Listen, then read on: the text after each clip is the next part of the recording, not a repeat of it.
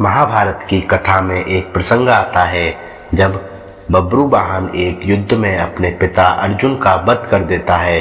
अर्जुन ने द्रौपदी और सुभद्रा के अलावा 2 अन्य विवाह और किए थे।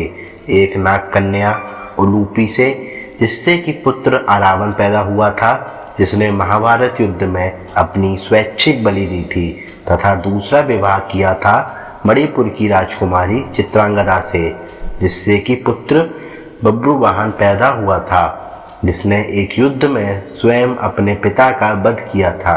आइए विस्तार पूर्वक पढ़ते हैं कि आखिर क्यों बब्रुवाहन ने अपने पिता अर्जुन का वध किया तथा अर्जुन पुनः कैसे जीवित हुए।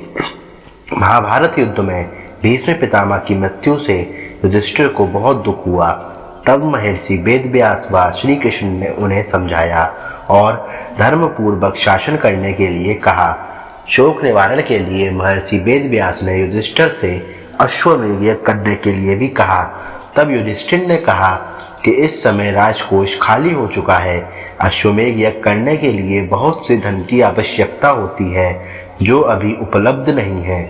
युधिष्ठिर की बात सुनकर महर्षि वेदव्यास ने बताया कि पूर्व काल में राजा मरुत ने एक बहुत बड़ा यज्ञ किया था। उस यज्ञ में उन्होंने बहुत से ब्राह्मणों को सोना दिया था। बहुत अधिक मात्रा में होने के कारण ब्राह्मण वह सोना अपने साथ नहीं ले जा पाए। वह सोना आज भी हिमालय पर पड़ा है। उस धन से अश्वमेध यज्ञ किया जा सकता है। युधिष्ठिर ने ऐसा ही करने का निर्णय लिया। महर्षि वेदव्यास के कहने पर पांडव हिमालय गए और वहां राजा मरुत के धन को प्राप्त कर लिया। उस धन को ढोने के लिए पांडव बहुत से हाथी, घोड़े व सोना लेकर गए थे। उनकी संख्या इस प्रकार है: 60,000 ऊंट, 1,20,00,000 घोड़े, 1,00,000 हाथी, रथ और झकड़े। इनके अलावा गधों और मनुष्यों की तो गिनती ही नहीं। इस प्रकार सारा धन पांडव हस्तिनापुर लेकर आए। पांडवों ने शुभ मुहूर्त देखकर यज्ञ का शुभारंभ किया और अर्जुन को रक्षक बनाकर घोड़ा छोड़ दिया। वह घोड़ा जहां भी जाता अर्जुन उसके पीछे जाते। अनेक राजाओं ने पांडवों की अधीनता स्वीकार कर ली। वहीं कुछ ने मैत्रीपूर्ण संबंधों के आधार पर पांडवों को कर देने की बात मान ली। किरात, मलेच्छ व यवन आदि देश के राजाओं ने यज्ञ के घोड़े को रोक लिया। तब अर्जुन ने उनसे युद्ध कर उन्हें पराजित कर दिया। इस तरह विभिन्न देशों के राजाओं के साथ अर्जुन को कई बार युद्ध करना पड़ा। यज्ञ का घोड़ा घूमते घूमते मणिपुर पहुंच गया। यहाँ की राजकुमारी चित्रांगदा से अर्जुन को बब्रुवाहन नामक पुत्र था। बब्रुवाहन की उस समय मणिपुर का राजा था। जब बब्रुवाहन को अपने पिता अर्जुन के आने का समाचार मिला तो उनका स्वागत करने के लिए वह नगर के द्वार पर आया। अपने पुत्र बब्रुवाहन को देखकर अर्जुन ने कहा कि मैं इस समय यज्ञ के घोड़े की रक्षा करता हुआ तुम्हारे राज्य में आया हूँ, इसलिए तुम मुझसे युद्ध करो। जिस समय अर्जुन बब्रुवाहन से यह बात कह रहा था उसी समय नाग कन्या उलूपी भी वहां आ गई। उलूपी भी अर्जुन की पत्नी थी। उलूपी ने भी बब्रुवाहन को अर्जुन के साथ युद्ध करने के लिए उकसाया। अपने पिता अर्जुन व सौतेली माता उलूपी के कहने पर बब्रुवाहन युद्ध के लिए तैयार हो गया। अर्जुन और बब्रुवाहन में भयंकर युद्ध होने लगा। अपने पुत्र का पराक्रम देख अर्जुन बहुत प्रसन्न हुए। बब्रुवाहन उस समय युवक ही था।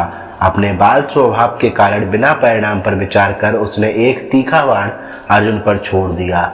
उस बाण की चोट से अर्जुन बेहोश होकर धरती पर गिर पड़े। तभी वहां बब्रुवाहन की माता चित्रांगदा भी आ गई। अपने पति और पुत्र को घायल अवस्था में धरती पर पड़ा देख उसे बहुत दुख हुआ। चित्रांगदा ने देखा कि उस समय अर्जुन के शरीर में जीवित होने के कोई लक्षण नहीं दिख रहे थे। अपने पति को मृत अवस्था में देखकर वह फूट फूट कर रोने लगी। उसी समय बब्रुवाहन को भी होश आ गया। जब उसने देखा कि उसने अपने पिता की हत्या कर दी है, वह भी शोक करने लगा। अर्जुन की मृत्यु से दुखी होकर चित्रांगदा और बब्रुवाहन दोनों ही आमरण उपवास पर बैठ गए। जब नाग कन्या उलूपी ने देखा कि चित्रांगदा और बब्रुवाहन आमरण उपवास पर बैठ गए हैं तो उसने संजीवनी मणि का स्मरण किया। उस मणि के हाथ में आते ही उलूपी ने बब्रुवाहन से कहा कि यह मणि अपने पिता अर्जुन की छाती पर रख दो। बब्रुवाहन ने ऐसा ही किया। वह मणि छाती पर रखते ही अर्जुन जीवित हो उठे। अर्जुन द्वारा पूछे जाने पर उलूपी ने बताया कि यह मेरी ही मोहिनी माया थी।